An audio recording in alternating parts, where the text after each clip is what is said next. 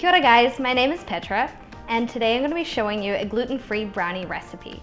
The ingredients that I'm using today are 2 cups of sugar, 1 cup of walnuts, or in exchange of this, because I have a nut allergy myself, I do prefer to use chocolate chunks, caramel drops, or butterscotch drops. I feel like they taste absolutely wonderful with that as well.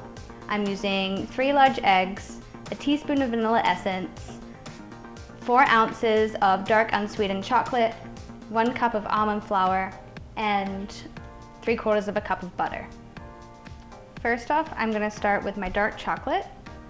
I'm going to break it up before I put it into the bowl because it means that the chocolate will melt evenly and it will be a little bit faster.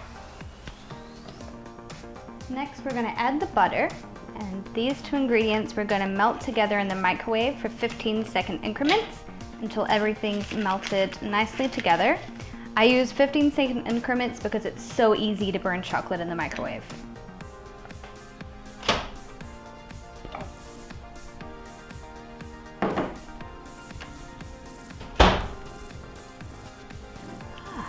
Seems like 8 times the charm.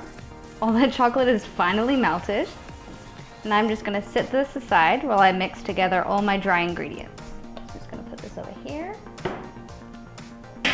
And to my mixing bowl, I'm gonna start with my almond flour, which I've already measured out 1 cup. So next I'm gonna add my 2 cups of sugar. I like to use a sugar alternative instead for myself because I'm diabetic and I can't eat this much sugar at all. That is a coma waiting to happen. So, pretty nice. There's 1. And I have exactly 2. Perfect. I'm going to crack my 3 eggs in.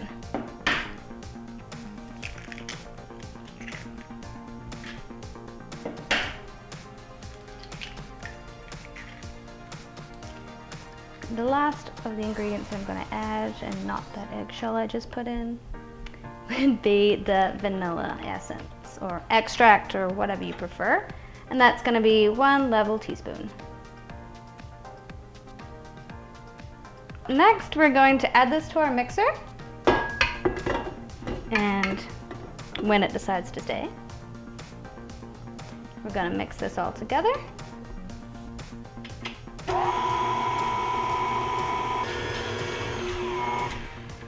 Okay, so this is just combined. So next I'm going to add my chocolate, which is kind of the best part of a brownie. And I'm just going to add it into here. And just making sure we've got all this great chocolatey goodness. And we're going to continue to mix this all together until the chocolate's folded in.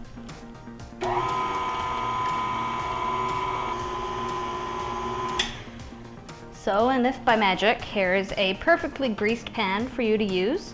So I use butter, but you could also use margarine. Depending on the pan, sometimes you may want to pat around a little bit of flour just to help give you a protective coating between the pan and your food.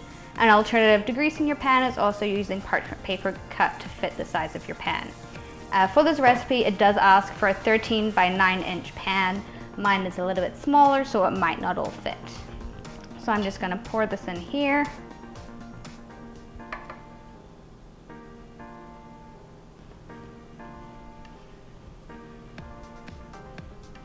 Going to go in the oven at 350 degrees Fahrenheit, and it's going to cook for 35 minutes, absolutely maximum.